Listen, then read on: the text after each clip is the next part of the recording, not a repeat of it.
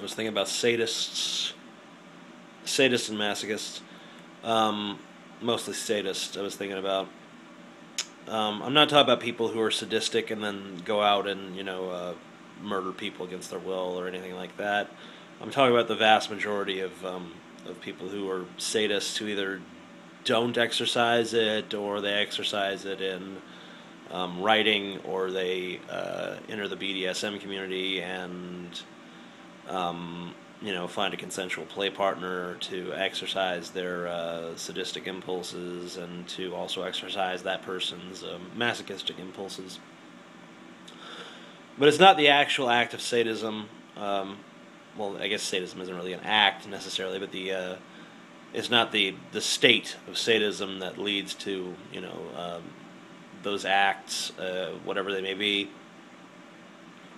That fascinates me. It's the duality of that moment. Like, let's say you're a sadist, and you have a submissive masochist type person who is your play partner, sub slave, whatever.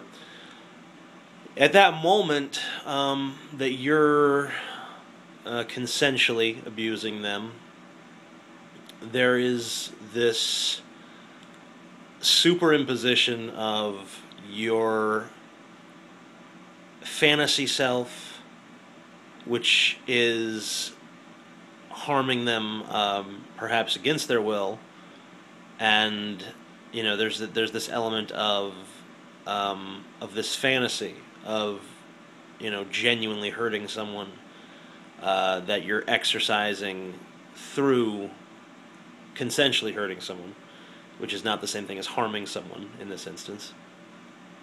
But there is the illusion of harm.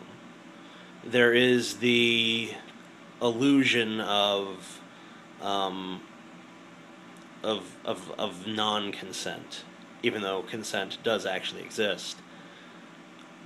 And I think that's and that's not always the case. I'm sure there are sadists out there who they're not fantasizing about that in their head at the same time, and are just enjoying the moment for what it is. But there's definitely some who view the experience like that. People who are doing one set of actions in their head, and then they're committing another set of actions in the world that represent those actions in their head. And I think that's kind of fascinating how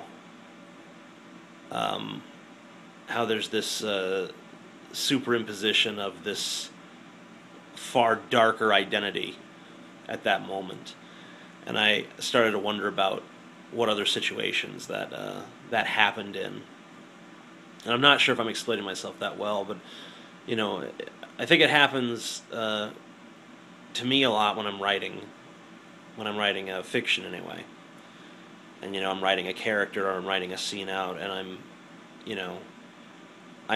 what I'm actually doing is I'm sitting in front of my computer like a fat lazy fucking bum and typing. Well, I shouldn't call myself lazy in that instance, because if I'm actually working on something that's going to be like a final product, then I shouldn't really belittle my own labor. But I'm basically just sitting there on my big fat fucking ass writing, just clacking away at a fucking keyboard.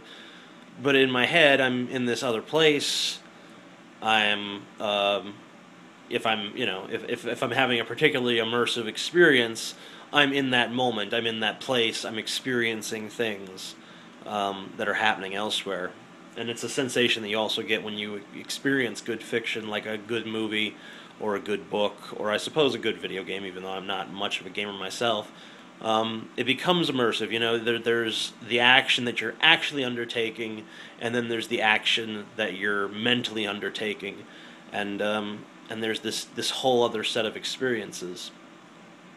And it seems to me like a lot of human experience at this point has become that superimposed, more extreme or nobler or more dangerous or more adventurous or more romantic version of events that go on entirely in your head, and then there's the actual actions that just represent that on some rudimentary level.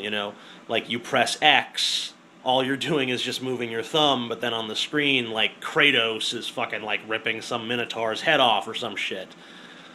I don't know. I just think that's interesting. I don't know what I'm trying to say with it, and I don't know how. I don't know if it's interesting to you guys or if it's just like one of these things that only fascinates me.